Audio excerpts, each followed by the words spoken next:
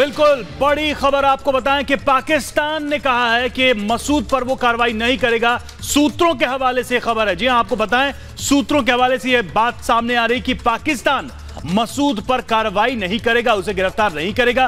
पाकिस्तान ये मानता है कि जो सबूत दिए गए हैं वो काफी नहीं है। पाकिस्तान वही राग फिर से दोहरा रहा है कि सबूत पर्याप्त नहीं है, इसलिए वो मसूद के खिलाफ कोई कार्रवाई नहीं करेगा। बिल्कुल, और दिखावे के लिए कहा गया था पाकिस्तान की तरफ से। इमरान खान ने कहा था कि अगर सबूत मिलते हैं तो मसूद अजहर पर कार्रवाई होगी, लेकिन आप देखिए मसूद की गिरफ्तारी नहीं होगी। सूत्रों के हवाले से ये बड़ी खबर इस वक्त आ रही है और एक बार फिर से वही थोथी दलील दी गई है पाकिस्तान की तरफ से कि सबूत नाकाफी है मसूद अजहर के खिलाफ। तो एक तरफ ग्लोबल टेररिस्ट जब घोषित किया जाना था तो चीन ने अड़ंगा डाला और उसके बाद अब देखिए सीधे चलते हैं न्यूज रूम। हिमानी हमारे साथ इस वक्त हमारे साथ जुड़ी हुई।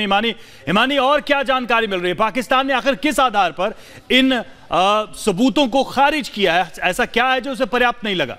बिल्कुल, यहाँ पर हम यही समझने की कोशिश करेंगे। श्वेता भी हमारे साथ है और श्वेता, हम यहाँ पर यही बात कर रहे हैं कि पाकिस्तान सुधरने वाला नहीं है। बार बार वही चीजें, वही थोथी दलील, बार बार ये कहता है कि सबूत दिए जाएं, सबूत दिए भी गए मना करने के बावजूद, उसके बाद फिर से वही कि नहीं, उसको घोषित नहीं किया जाए। हिमानी, ये बात कहीं ना कहीं समझने वाली होगी, क्योंकि मसूद अजहर जिस पर एक्शन लेने से क्यों डरता है पाकिस्तान एक तरफ कहता है कि मैं आतंकवाद से खुद पीड़ित है, हम आतंकवाद के खिलाफ एक्शन लेंगे, सबूत दीजिए। लेकिन जब सबूत दिए जाते हैं तो जो सूत्र बता रहे हैं पाकिस्तान गिरफ्तार नहीं करेगा, यानी कि कोई एक्शन नहीं लेगा मसूद अजहर पर। सवाल ये उठता है कि आखिर क्यों मेहरबान है पाकिस्तान मसूद अजहर पर, जबकि खुलकर के सामने है किस तरीके से आतंकवादी गतिविधियों में शामिल है, कैसे वहां से वो तमाम गतिविधियों को आगे बढ़ा रहा है। और उसके बाद भी अगर पाकिस्तान मेहरबान है तो किस तरीके से डबल स्टैंडर्ड यानी दोहरा चरित्र पाकिस्तान का देखने को मिलता है। ये वही पाकिस्तान है जो ये कहता है कि आतंकवाद के खिलाफ हम कार्रवाई करेंगे, लेकिन जब कार्रवाई की बात आती है तो किस तरीके से वो सपोर्ट करता हुआ नजर आता है। और आपको ये भी रवि, कहीं ना कहीं इस बात को भी हमें समझना जरूरी होगा कि जैश ए मोहम्मद का नाम जब आया था पुलवामा अटैक में, जब उसने खुद जिम्मेदारी ली थी, तब भी किस तरीके से पाकिस्तान उसको बचा रहा था।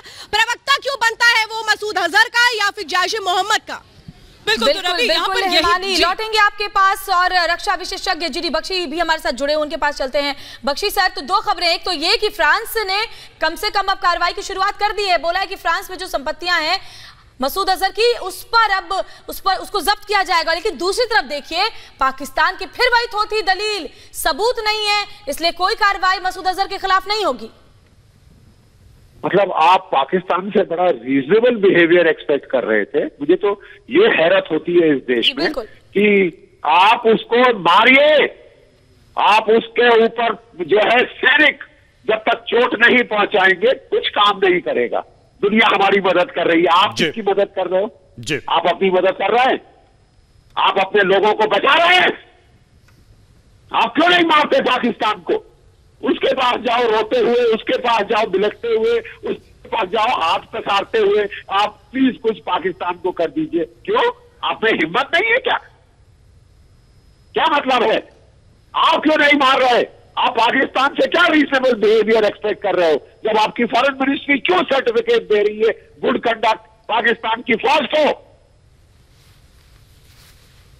तो आपको लगता है कि इस तरह की उम्मीदें रखना, जो विदेश मंत्री ने कहा कि अगर इमरान खान अच्छी बातें करते हैं तो मसूद अजहर को सौंप दे, पाकिस्तान से यह उम्मीद ही बेमानी है कि वो ऐसा कुछ करेगा?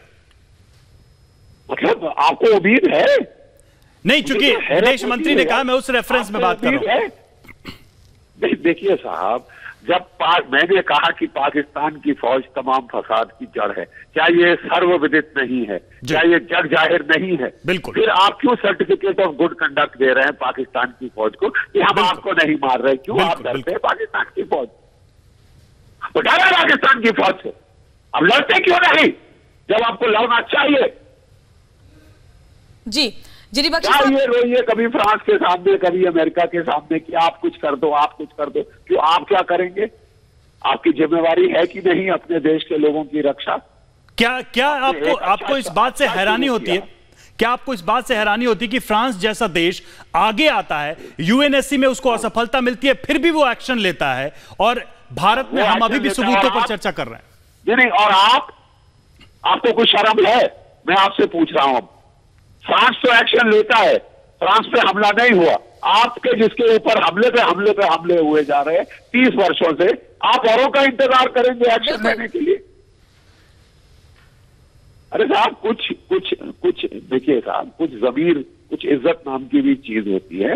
हमला आप पे हुआ है, फ्रांस में नहीं।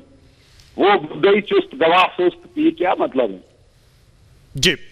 आपको पलटवार करना चाहिए। बहुत बहुत शुक्रिया, बहुत बहुत शुक्रिया बख्शी साहब हमसे जुड़ने के लिए। और न्यूज रूम वापस चलते हैं, हिमानी हमारे साथ मौजूद है। हिमानी, जिस तरीके से यह बात बिल्कुल स्पष्ट तौर पे यहां दिख रही है कि अंतरराष्ट्रीय स्तर पर कम से कम यह बात अब एक्सेप्ट कर ली गई है कि पाकिस्तान एक ऐसा मुल्क है जो टेरर फैलाता है, आतंकवादियों को पनाह देता है, और अब अंतरराष्ट्रीय समुदाय उस पर कार्रवाई भी करेगा। लेकिन मैं यहाँ पर अगर जीडी बख्शी अभी भी सुन रहे हैं तो मैं उनसे ये समझना चाहूंगी, क्या सर हम अनुच्छेद 27 जो यूएन चार्टर है, क्या उसके तहत ये फैसला नहीं हो सकता है? क्या हम अफर्मेटिव जो वोटिंग है उसके जरिए जो सदस्य हैं, क्या वो फैसला नहीं कर सकते हैं? हिमानी, मुझे लगता है जीडी बख्शी साहब अभी हमारे साथ फोन लाइन पर मौजूद नहीं है। आगे उनको जब कनेक्ट करेंगे तो फिर से उनसे ये सवाल पूछने की कोशिश करेंगे। लेकिन फिलहाल आपके पास क्या जानकारी है, क्या इस बार? जी चलिए, आपके पास वापस लौटेंगे हम। बिल्कुल। और हिमानी, हमारे साथ राज कादियान भी जुड़ चुके हैं, डिफेंस एक्सपर्ट, आप उनसे भी सवाल कर सकती हैं। जी बिल्कुल, राज कादियान जी, अगर आपको मेरी आवाज मिल पा रही है तो मैं आपसे ये समझना चाहूंगी कि क्या हम वो जो तमाम और विकल्प हैं, क्या हम वो यूज नहीं कर सकते हैं? क्या हम यूएन चार्टर के अनुच्छेद 27 के तहत इसका फैसला नहीं कर सकते हैं? क्या हम अफर्मेटिव जो वोटिंग है उसके जरिए सदस्य इसका फैसला नहीं कर सकते? कम से कम 15 में से 9 सदस्य अगर इसका फैसला कर लेते हैं, हामी भर लेते हैं, ऐसा हो जाता है तो चीन जो अपने आप ही अलग थलग हो चुका है।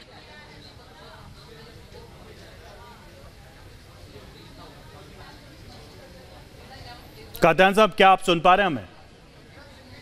राज कादियान को हमारी आवाज नहीं मिल रही है। लेकिन देखिए, जो बड़ी खबर आपको बता रहे हैं, एक तरफ फ्रांस ने ये कहा है कि जो संपत्तियां मसूद अजहर की हैं फ्रांस में, उस पर एक्शन लिया जाएगा, शिकंजा कसा जाएगा, जब्त किया जाएगा उन संपत्तियों को। लेकिन दूसरी तरफ देखिए, पाकिस्तान एक बार फिर से ये कह रहा है कि हमारे पास सबूत नहीं है, इसलिए हम कोई कार्रवाई नहीं करेंगे। श्वेता और हिमानी हमारे साथ न्यूज रूम से बनी हुई हैं, उनके पास एक बार फिर से चलते हैं। हिमानी, तो देखिए आप खुद कि अब जिस तरह से सुरक्षा परिषद में चीन के अड़ंगे के बाद ये साफ कह दिया गया था स्थायी सदस्यों की तरफ से कि अन्य विकल्प भी है हमारे पास, क्योंकि मसूद अजहर का यूं खुला रहना पूरे क्षेत्रीय शांति के लिए खतरा है।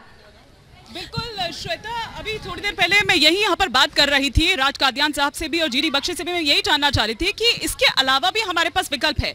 क्या यूएन चार्टर के अनुच्छेद 27 के तहत फैसला नहीं लिया जा सकता है? जो सदस्य देश है श्वेता, वो निर्णय ले सकते हैं। हमारी सबसे इंपॉर्टेंट ये होता है कि फैसला पाकिस्तान को लेना है। पाकिस्तान जब तक एक्शन नहीं लेगा मसूद अजहर पर, तो हम ये कहें कि बिल्कुल बिल्कुल श्वेता, बिल्कुल श्वेता। लेकिन अब भारत को भी शायद अब ये मान लेना चाहिए कि ये सबूतों वाला खेल हमें बंद करना पड़ेगा, क्योंकि देखिए पाकिस्तान को हम कई बार डॉजियर देते हैं, कई बार सबूत देते हैं, और पाकिस्तान वही नाटक करता है।